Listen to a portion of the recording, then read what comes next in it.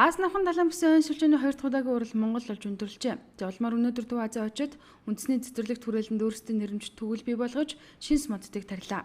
Тус цэцэрлэгт хүрээлэн нийт 975 га талбайтай үүнээс 185 гад нь одоогоор догчтой ажил хийгдэт байгаа юм.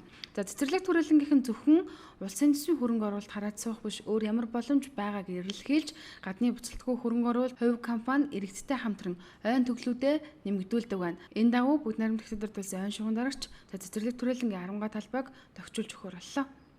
Тэгээ цэцэрлэгт хүрээлэн ганцхан бүтээн байгуулалт хийгээ зогсдгүй иргэдийнхээ энэ байгаль дэлхийг хайрлах тэр сэтлийг төрүүлэх зорилгоор олон төслүүдийг ингэж хэрэгжүүлж байгаа. Тэгээд энэ төслийн нэг нь бол өнөөдрийн одоо итгэлийн төгөл төсөл байгаа. Тэгээд итгэлийн төглийн гол онцлог бол одоо Монголд жилийн улиралд 2 удаа мод тарьдаг бол жилийн 4 улиралд энэ тарих энэ болцоог энэ хоовонтой модыг тарих технологиг бүрдүүлээд 4 улиралд ингээд тарих нөхцөлийг бүрдүүлж байгаагаараа бас онцлогтой. Хотын засгийн газараас бүсгүй хөрөнгө оруулалт гэж Монголын одоо энэ 10 га газар дээр одоо маш гоё том нүсэр юм хийнэ гэж би өөрөө итгэж байгаа. Одоо ойн шугын талаар одоо Монгол залуучууд хүүхдүүдийг одоо сургалтанд хамруулахаар бас төлөвлөж байгаа. Төв Азийн очид өнөөдөр зөвхөн мод тариад өнгөрөх биш цаашид ойн салбарт харилцан хамтран ажиллахаар болжээ. Тодорхойлбол Бээжин хотноо жилдээ 1-ээс 2 ойн салбарын мэргэжилтэн магистрийг бэлтгэх, ойжуулалт арчлалцад зориулж $500 мянган хөрөнгө оруулалтыг хийх юм. Мөн энэ жилээс Монгол улсын ойн нөхөрлөлийг дэмжихээр $3.5 сая өртөгтэй төслийг хэрэгжүүлж эхэлжээ.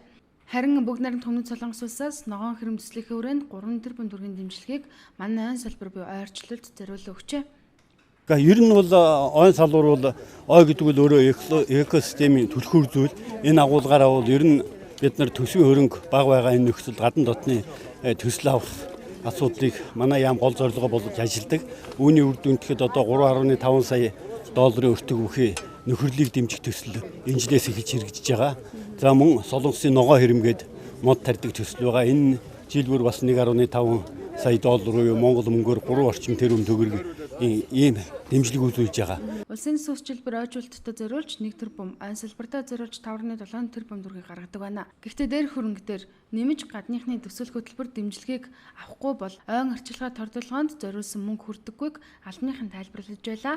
Монгол улсад сүүлийн жилүүдэд уур амьсгалын өөрчлөлт ихээр явагдаж, хувийн ажилт үүсэн, ойн төмөр ихээр гарах болжээ. Төмөр төртсөн ой хортон шавжид ихээр идэгдэж, устдах аюул нүүрэлдэг гинэ.